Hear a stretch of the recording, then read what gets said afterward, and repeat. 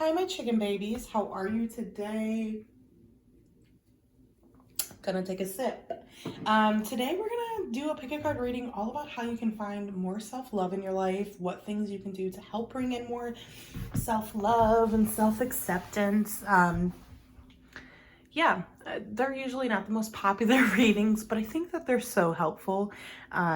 So I really wanted to do one, and I feel like I'm also struggling right now with like self-love, so I thought it'd be a really great way for me to also maybe hear some messages from spirit. So for our first pile, we've got the Modern Witch deck. I literally forgot the name for a second, with a watermelon earring. Our second deck is a pineapple earring, and it's with the Cosmic Cycles Tarot deck. So go ahead and choose whatever pile you want, and I will put the timestamps down below. Hello, pile number 1. How are you? I hope that you're well. Hold on, I need some of my soda. Okay, so this is for everyone that chose the watermelon earring or the Modern Witch deck. If it would focus, there's the earring. Okay. Let's see how you can bring in more self-love.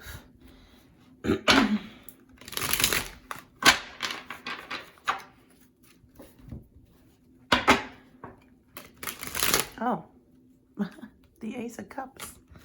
Literally self-love. How lovely.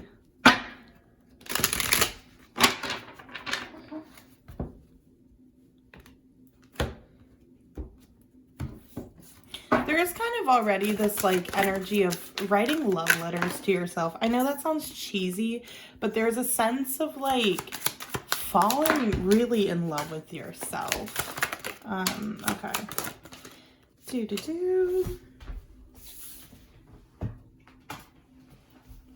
Okay, hold on. Let me just put the cards. 6 of Swords, 2 of Wands, 2 of Pentacles. We got the Chariot. We got the 6 of Swords. Sorry, 10 of Swords. Not the 6 of Swords. We got the Star, 2 of Wands,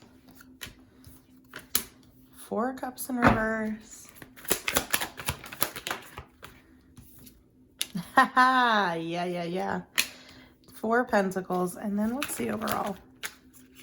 Page of Swords, and the 10 of Wands in reverse. Okay. So right now it seems like the biggest area in which you need to find self-love is with your confidence and internalizing what happened in a past situation. So much so that you're taking on a lot of the burden, and it's really weighing down your self-esteem.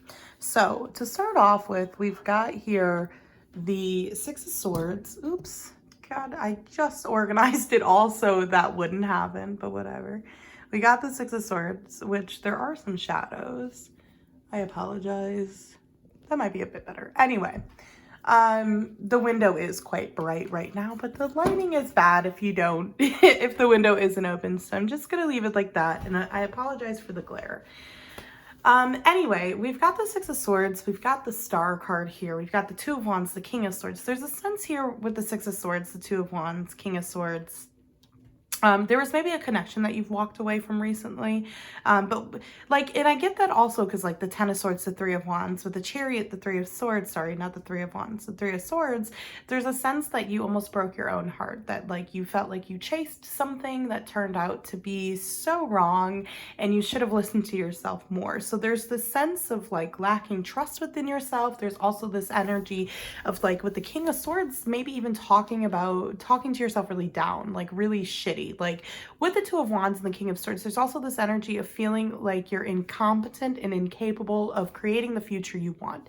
It almost feels like the person you were involved with, this doesn't have to be romantic. This could have been your parents. This could have been a friend, but there's a sense that there was a connection here, like that really made you second guess your career choices, really made you second guess the energy you put into things, made you second guess your ability to go forward in life. And it doesn't feel like it just happened out of nowhere. It feels like it was, for some time. And it feels like that's really created a lot of with the Two of Pentacles. We got the Four of Cups in reverse. There's this energy for you to there's this energy, I guess, in which you get really, really stuck in like the balance of your dreams and reality, if that makes sense. So there's kind of this energy of feeling like when you're not doing enough practically, like let's say you're feeling a bit broke or something at the moment, there's this like automatic feeling of like jumping to blaming yourself for it. Well, maybe if you were more balanced, you didn't put so much money in things that you liked. And that's what I mean. There's a sense that this past person kind of tore you down a bit and like made you feel like you were reckless and incompetent in your dreams or in where you wanted to go. But, sorry, I have the hiccups. And with me having the hiccups, there's a sense that maybe you didn't stand up for yourself with that. Maybe you kind of let yourself internalize it and believe that you have something wrong, which, with the Chariot, the Three of Swords, there's a sense of like, no matter what you do, feeling almost like you are breaking your own heart all the time, like you are incapable of not hurting yourself or someone else. And with the Ten of Swords, the Four of Pentacles, there's a sense of really holding on to your pain and your anxiety and holding on to what people say to you, and festering over past heartbreak, to the point where you're unable to let it go and move on. Now, I am the exact same way, okay? So it's no judgment here, but I am just going to read the cards very honestly. With that Ten of Swords, the Four of Pentacles, we're holding on very tightly to very stagnant energy. There's a sense of really replaying the events that happened between you guys, really replaying like many events throughout your life too. With the Ten of Swords and the Four of Pentacles, there's almost this fear of letting go of the pain and letting go of the heartbreak. It's not that you don't want to, and it's not that you don't try to, but there is almost this sense of like, if I understand the heartbreak, if I understand the pain, then I can be in control of what happens next. Then I won't get as hurt next time. And so with the Six of Swords, the Star, there's this big need, obviously, for self-love with the Star, but with the Six of Swords, you're moving on. Like, I feel like this is really the theme of the reading, the Six of Swords with the Star, with the Ten of Wands in reverse, and the Page of Swords here. With the Star, we're filling our own cup. Actually, you know what? I probably shouldn't show that one. With the Star, we're filling our own cup. With the Six of Swords here, we're moving on. We're moving forward. We're moving, but like I want to kind of talk about the Six of Swords a little bit more in depth. We're moving on, but you see the water, that's representing our emotional body. Water represents the emotions. The swords here, they represent our thoughts, our overthinking. There's a sense here that in order to move forward, in order to get on a more peaceful alignment with yourself, in order to really move on from this situation, you have to go through the journey of the water, but you have to go through it with all of the swords. And it's interesting because we've got swords in here too. And with the Ten of Swords, the swords keep us pinned to the ground. These swords keep us afloat. So there's a sense too of thinking about your overthinking and thinking about if it's aiding in your moving on.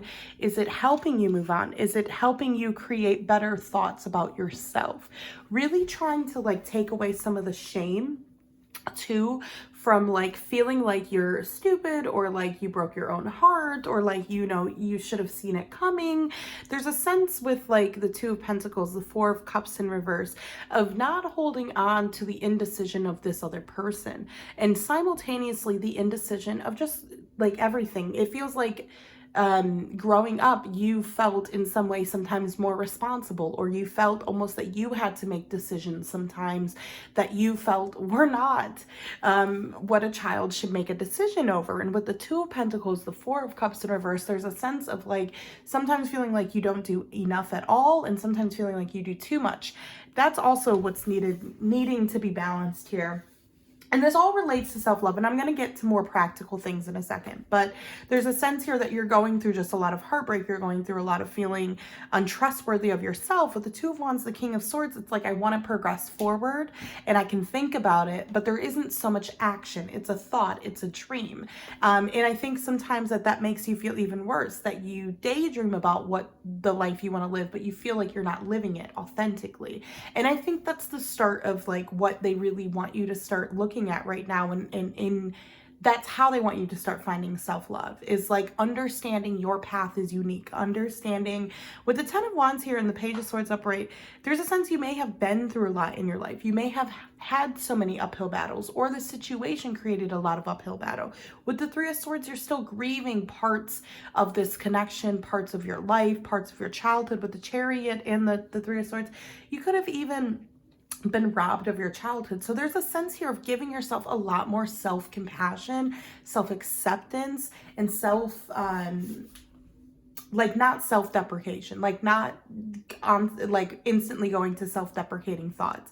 But when you start feeling very self-deprecating thoughts, there's a sense of pulling yourself up a little bit and reminding yourself of your accomplishments. So one way that they think you can really, like one way I feel would help you very practically, is writing down a list of the things you love about yourself. And every day, like just starting it off with one thing. Every day you write something you like about yourself. The next day or the next week, whatever however you want to do it, you write something else, and you consistently keep adding things. I would do this for 30 days because as the month goes on, it really, it really progresses and gets harder, but you have to dig deeper and deeper. But this helps you find a lot more appreciation. Number 2, finding more gratitude in your, I don't want to say in your pain, but in your strength from the pain. There's a sense of being like, well, everyone could do that. And recognizing, no, not everyone could. There's a lot that you've done, and you are a strong, badass person for what you've been through and how you've coped with it and how you've done it. But there's also this sense of like, with all of that, you internalize some of these things as it was your fault. And so you do apply that in other situations in life, and you hold on a lot with that Ten of Wands. You're holding on to burdens that aren't yours. And that's a huge thing that they want you to focus on with self-love. Almost doing a stockpile of what you feel you're burdening yourself with, what you feel is a burden, what you feel is a responsibility for you, and going through that list and asking yourself if it truly is your responsibility. And you can get as deep as you want, get deep in the sense of like, let's say there was a really major heartbreak, going through a list of like where you feel you need to take accountability and where you feel they needed to take accountability. And of course, it can be very subjective and biased, but really trying to be objective, really trying to put yourself in their shoes and see their point of view, doing the other way for you, and then looking at it objectively after a couple of days, going back and looking at that list that you wrote and asking yourself, okay, you know what? That I wrote down there, that's actually not my responsibility. So I'm going to release the shame from that. And of course it takes time and consistency, but it's a way to start with making like almost a stockpile of what you want to release. Meditating more is also going to help you right now with that Two of Pentacles, to get more balance, to feel more balance, to feel more in yourself and grounded. I would honestly suggest doing some meditations or even listening to self-love affirmations overnight, so that they're constantly in your head. Let's get some oracle cards for you. Pile number 1, 1333, 333. We love that number. I love that number. We're going to start off with the Mermaid Tarot deck.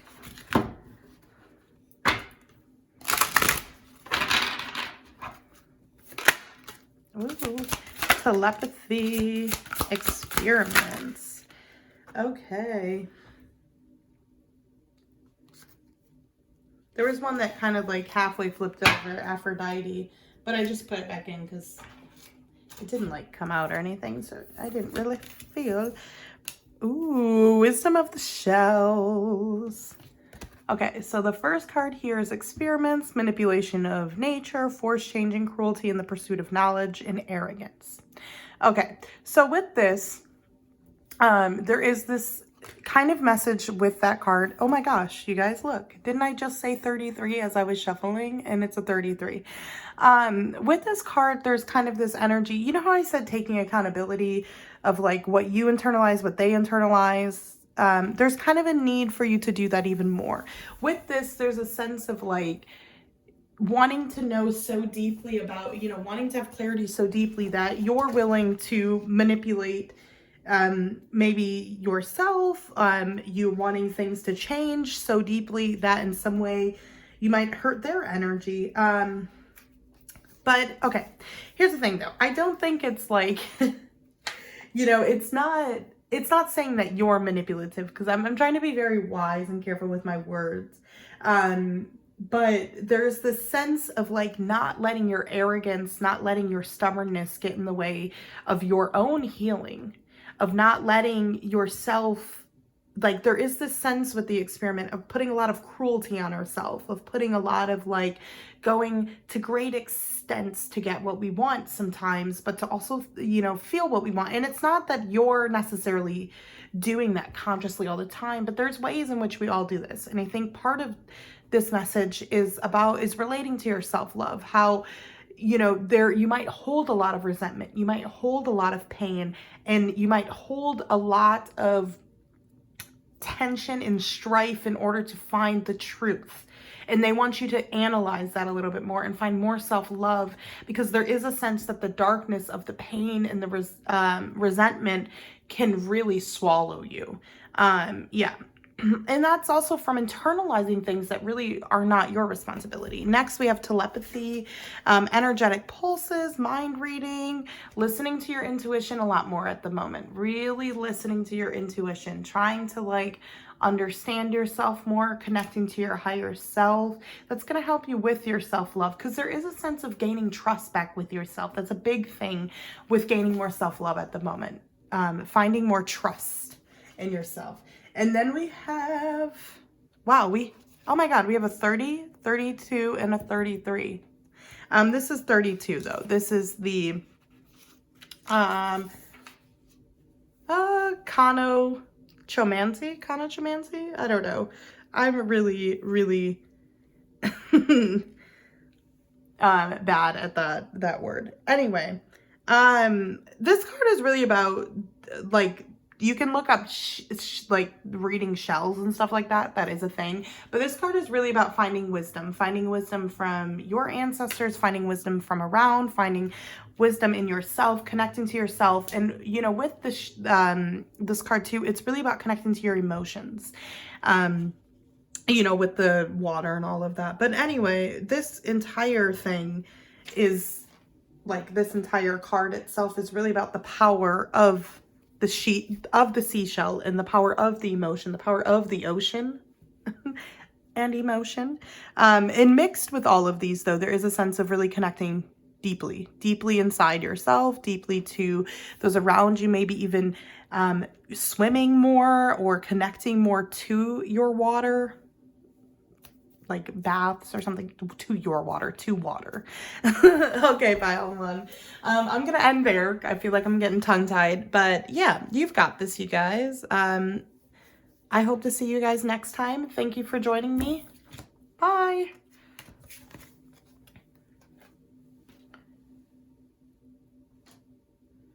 Hi, pile number 2. How are you today? I hope you're doing well. This is for everyone that chose the Pineapple and the Cosmic Cycles Tarot deck. Let's get into your self-love messages.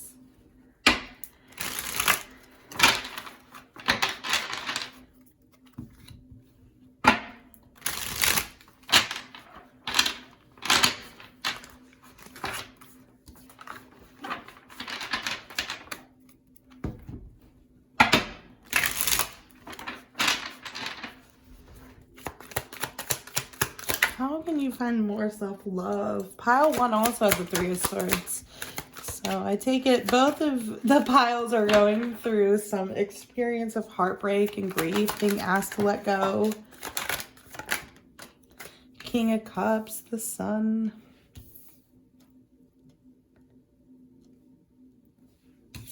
Six of Wands. I don't think, oh no, it was the Page of Cups that fell.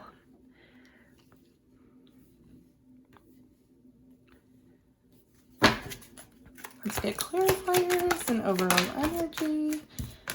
10 of Swords was also in the last group. 2 of Swords in reverse. 4 of Pentacles. Oops, we don't need all those. Okay. The High Priestess with the 7 of Swords in reverse. You know. Okay. Right now, there's a need for you to have a lot of faith in your emotions and try to find comfort in your, well, I don't want to say find comfort in your heartbreak necessarily, because it's uncomfortable when our hearts are broken like that. Sorry, I'm just trying to, okay, there we go. We'll keep it like that. But there's a sense right now, like, of really, like with the King of Cups and the Queen of Wands, I'm really focused on this right now. There's a sense of recognizing and acknowledging the strength in your vulnerability, the strength in your pain, and finding strength in yourself and confidence in yourself to know that it's okay that you're grieving right now, to know that it's okay to take the time you need.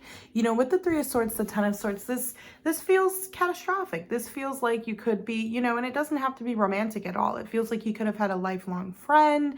It feels like your parents. There is this sense that it could also be that someone has passed on or passed to another realm with the 3 of Swords, 10 of Swords. And there's a sense of, how will I ever move past this? How will I ever get over this? There's a sense right now in regards to your self-love that, you know, with the Knight of Cups in reverse, the 2 of Swords in reverse, you don't have to know the future. That's like a huge message here, is kind of taking pressure off of yourself right now to know exactly what it is you want to do and where you want to go. With the 6 of Wands and the 4 of Pentacles, there's a sense of controlling the outcome, or feeling like you have to control where you go. You have to know where you go. I don't want to say you have to control it, but the 4 of Pentacles is holding on very tightly. It feels like with the 6 of Wands, although a very victorious card and a card of like a lot of action, and we won the battle, we've, you know, won the fight, we got through it. But with the 4 of Pentacles, it feels like no matter how much you see things, successful things, or you see yourself succeeding, there's a sense with the 4 of Cups of always kind of convincing yourself that it could be taken away at any point in time, or that you'll never, you know, like you actually didn't deserve this. This is just temporary. This is just something that isn't going to last forever. So I think number one with the 3 of Swords, the 10 of Swords, you're grieving a lot. You're grieving a lot of things that could be letting go of people, letting go of certain elements, animals, clothing. Just, it feels like you're letting go and releasing. Now, that comes after, with the 3 of Swords, after, or like as a result of a lot of heartbreak, a lot of like being cracked open and being almost betrayed and feeling like your trust was broken. And this could almost be with yourself, you know. It feels like too, you could be going through this really with yourself. Like you promised yourself something and you haven't fulfilled that. But with the Knight of Cups in reverse and the 2 of Swords in reverse, there's this immense pressure that you're putting on yourself to know exactly where you're going, to know exactly what your future is, to know how you're going to get there, to know how to do it. And there isn't a lot of recognition here of what you're doing right now and how that's so important too. There's a sense of really pressuring yourself right now and feeling like you have to have your shit together. And there's this sense of like with the 3 of Swords and the 10 of Swords, you know, reminding you that you've just been cracked open, that you have to give yourself time and compassion right now, because with the King of Cups, the Queen of Wands, strong, beautiful being, but it's a strong, beautiful being that is feeling very emotional and has to feel their emotions right now. If you don't feel them with that King of Cups, it's just going to sit and fester in that chalice. It's not going to go away. The chalice is just going to overflow. And with the Queen of Wands as well, you know, there's this need for you to know that your emotions are powerful. You deserve the space to feel them, to process them. You deserve for not just to feel them, but you deserve for yourself to not feel shameful when you're feeling them. And with that Page of Cups and that Page of Swords, you know, this right here is a lot of lighthearted energy. This is a lot of feeling, you know, curious, wanting to go out and explore the world a little bit more. And there's a sense of slowly but surely, step by step, day by day, minute by minute almost, doing small things that get you out of this energy that you like, this repetitive heartbreak energy. So the heartbreak itself is going to take time, and you know, the events that have been happening, the sadness, maybe the mental health issues, they're going to take time to heal. But where you can start is by putting yourself out there a little bit more and jumping on opportunities a little bit more that you might not have ever done. So a great example, you might have a friend that keeps asking you to go on a morning walk with them. And you're like, yeah, one day. The universe is saying, you know what, a day that you, like the day before, if you felt really bad about, you know, what's happening, your mental health is bad, you should take them up on it the next day. And you should just, you know, say, fuck it, I'll go on a small walk with you. I don't want to walk long, maybe, blah, blah, blah. But this will help you, just like, and it might be that it's not that you like walking necessarily with your friend, but it might be a good reminder of how good walking can be for yourself and your mental health. So there's this sense of like being a little bit more open right now to getting yourself out of your energy, out of your home, out of your space, out of your routine, because there's kind of this almost association of like seeing everything, doing everything. It's making you feel like you're not on the right track. You're not going where you want to go, I guess.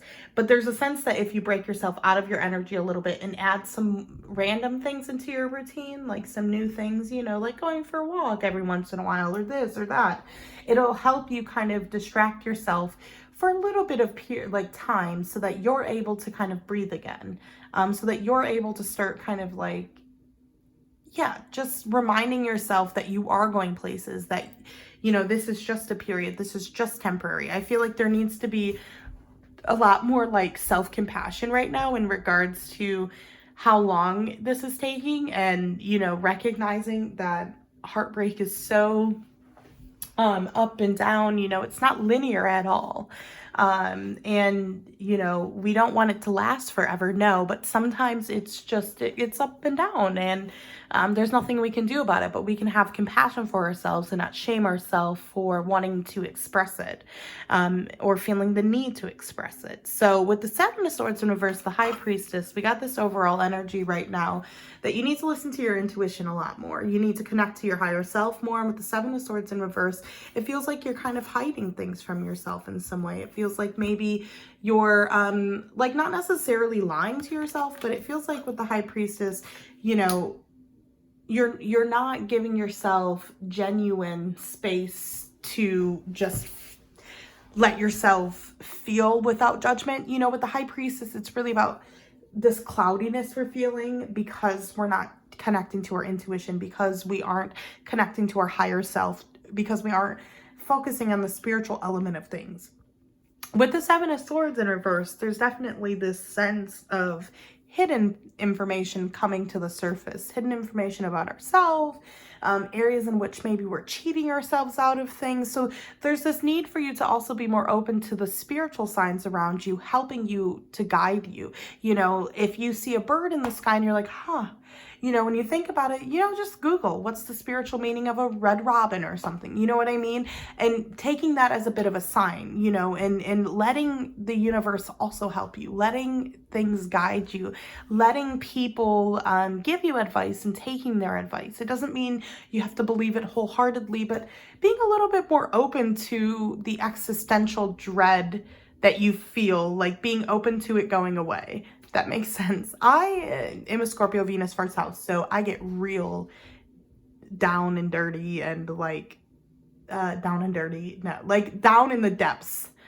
Not down and dirty, down in the depths of my soul when it comes to heartbreak, to the point where I'm like, yeah, I'm stuck in it. You know, this has never happened to anybody. It's only an experience to me. And I get really stuck sometimes in those emotions. And so there's a sense right now of like reminding yourself there's so much power in your vulnerability, but simultaneously you have to also distract yourself too. You know, it's a cycle. We have to get out of this cycle. And so we have to give ourselves space and time to feel it.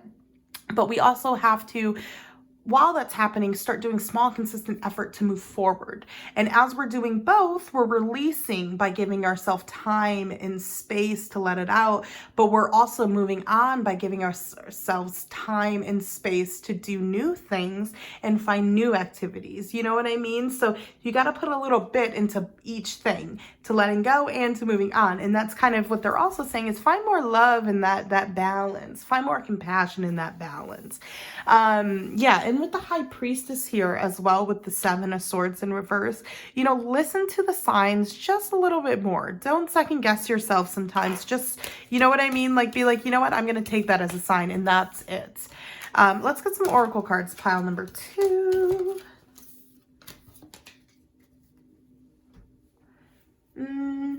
I'm going to use the Mermaid one because I used that for the last pile.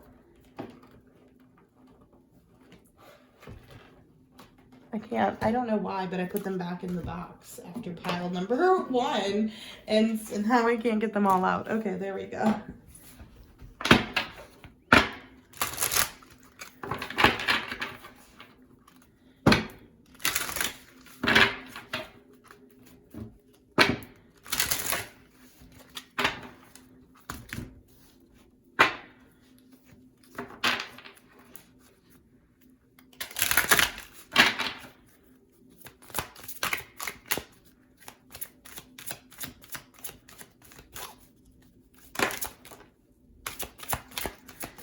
Song of the Siren, fertility, and sacrifice. Okay. We'll start off with Song of the Siren. This is the call, the summoning voice to acknowledge. This here for me is always a very intuitive card. It's always really almost saying like, channel to that song within you, channel to that part of you that has that energy.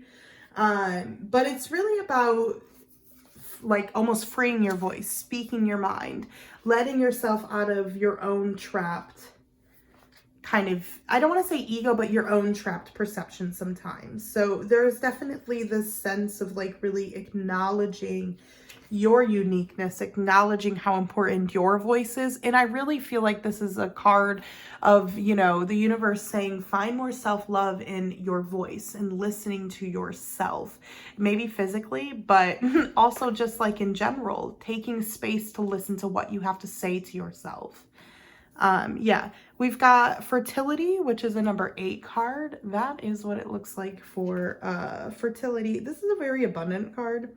I really like this card, but this is talking about potential, powerful, creative energy, initiation, energy. And so for me, okay, there's kind of this need with this card when it comes up, in regards specifically to self-love, this need for you to, number 1, view yourself as more of a powerful being, but number 2, start to initiate the change. You're planting the seed, you're planting the seed to move forward and to find more self-love. And in order to do that, you have to find your own abundance, your own creativity, but you also have to commit to it a little bit. You have to initiate it. You have to take action to start incorporating more self-love into your life, and it starts with that. So there is this sense of recognizing how fertile you are as a powerful being, but also taking more initiation in finding the self-love, the self-acceptance, and moving forward. Okay, and then the last card we have is a number 11, and this is called Sacrifice. I do think that, what was I going to add about? Well, no, never mind. Whatever. Okay, sacrifice. So sacrifice says, there are those worth making, there are those worth making, there are those that will destroy you. So, okay, obviously, there is a sense of, you know, it's funny, I'm laughing a little bit because it is so synchronistic to the heartbreak and stuff. And I just feel like with the sacrifice card, though, there's more of a sacrifice about, like, what are you sacrificing in your life that might be potentially going to help your self-love, that's going to potentially help you feel more radical self-acceptance. There's a need with this sacrifice card coming up, for you to always analyze the sacrifices you're making in your connections, in your relationships, but also in the relationship with yourself, and analyzing if you're making too many sacrifices in the relationship with yourself. So, yeah. Okay, pile number 2, I'm going to go ahead and end the reading there. Thank you guys for joining me today. I'll see you guys next time. Bye.